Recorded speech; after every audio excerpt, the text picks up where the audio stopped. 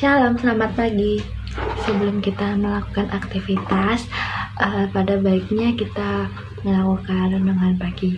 Tapi sebelum itu kita bersatu dalam doa mohon bimbingan Roh Kudus.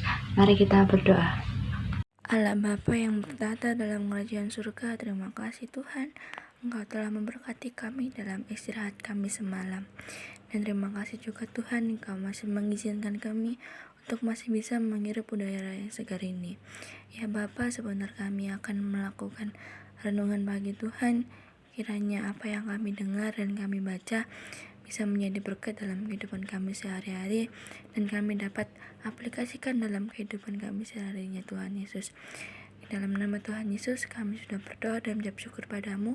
Ampuni salah dan dosa kami. Haleluya, amin. Renungan pagi kali ini bertemakan domba yang hilang. Terdapat di Matius pasal 18 ayat 12 sampai 20 yang menyatakan, Perumpamaan tentang domba yang hilang. Bagaimana pendapatmu jika seorang mempunyai 100 ekor domba dan seekor diantaranya sesat? Tidakkah ia akan meninggalkan yang 99 ekor di pegunungan dan pergi mencari yang sesat itu? Dan aku berkata kepadamu, sesungguhnya jika ia berhasil menemukannya, lebih besar kegembiraannya atas yang seekor itu daripada atas yang ke-99 ekor yang tidak sesat. Demikian juga Bapamu yang di surga tidak menghendaki supaya seorang pun dari anak-anak ini hilang. Apabila saudaramu berbuat dosa, tegurlah dia di bawah 4 mata. Jika ia mendengarkan nasihatmu, engkau telah mendapatkannya kembali. Jika ia tidak mendengarkan engkau, bawalah seorang atau 2 orang lagi, supaya atas keterangan 2 atau 3 orang saksi perkara itu tidak disangsikan. Jika ia tidak mau mendengarkan mereka, sampaikanlah soalnya kepada jemaat. Dan jika ia tidak mau juga mendengarkan jemaat, pandanglah dia sebagai seorang yang tidak mengenal Allah atau seorang pengungut cukai. Aku berkata kepadamu, sesungguhnya apa yang kamu ikat di dunia ini akan terikat di surga, dan apa yang kamu lepaskan di dunia ini akan terlepas di surga. Dan aku lagi berkata kepadamu, jika 2 orang daripadamu di dunia ini sepakat meminta apapun juga, permintaan mereka itu akan dikabulkan oleh Bapakku yang di surga. Sebab di mana 2-3 orang berkumpul dalam namaku, di situ aku ada di tengah-tengah mereka. Kita pasti pernah mengalami kehilangan, entah itu kehilangan barang ataupun kehilangan orang yang kita sayangi. Alangkah senangnya ketika kita kembali menemukan orang yang kita sayangi atau barang. Demikianlah yang diajarkan Tuhan Yesus kepada murid-muridnya saat ia menjadi gembala. Ia mengumpamakan tentang domba yang hilang dan ditemukan kembali oleh pemiliknya.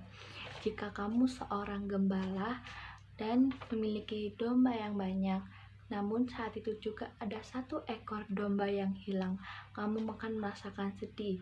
Dan ketika kamu akan menemukan kembali domba itu, kamu pasti akan sangat senang jika dibandingkan kamu mengembalakan banyak domba yang tidak hilang dan tersesat. Nah, di situ Tuhan Yesus menekankan poin penting tentang perumpamaan domba yang hilang, dan pemilik domba akan lebih bahagia ketika ia menjumpai seekor domba yang tersesat dan hilang. Sebagai murid, ia dapat memberikan nasihat secara pribadi, bahkan banyak saksi di hadapan seluruh jemaat. Hal itu bertujuan agar ia bisa mendapatkan saudaranya kembali ke jalan yang sudah ditetapkan oleh Tuhan. Namun ketika orang yang tersesat itu susah dinasehati, maka ia akan dikucilkan. Terdapat di Matius pasal 18 ayat 15-17 tadi yang sudah kita baca. Di situ Tuhan Yesus memberikan wewenang kepada semua murid untuk menentukan menerima atau tidaknya seseorang yang hidup berjemaat bersama mereka pada waktu itu. Demikianlah kita harus menegur teman kita jika dia menyimpang dari jalan Tuhan untuk kembali ke jalan Tuhan. Jadi ketika kita mempunyai teman yang menyimpang dari jalan Tuhan, kita harus berani menegur dia untuk dia kembali ke jalan Tuhan. Jangan kita cuek-cuek aja dengan keadaan itu ya teman-teman. Tapi kita menasihatinya dengan baik-baik, tidak boleh menghakimi, melainkan kita harus selalu mengasihi semua orang. Itu dia renungan pada pagi hari ini. Mari kita akhiri dalam doa. Allah Bapa yang bertata dalam kerajaan surga, terima kasih Tuhan, Engkau telah memberkati kami sehingga kami dapat melaksanakan renungan dengan baik Tuhan. Kiranya apa yang sudah kami dengar dan kami baca ini Tuhan dapat kami aplikasikan dalam kehidupan kami sehari-hari. Ya Bapa, sebentar kami akan melakukan aktivitas seperti biasanya Tuhan, tolong sertai kami dimanapun kami berada.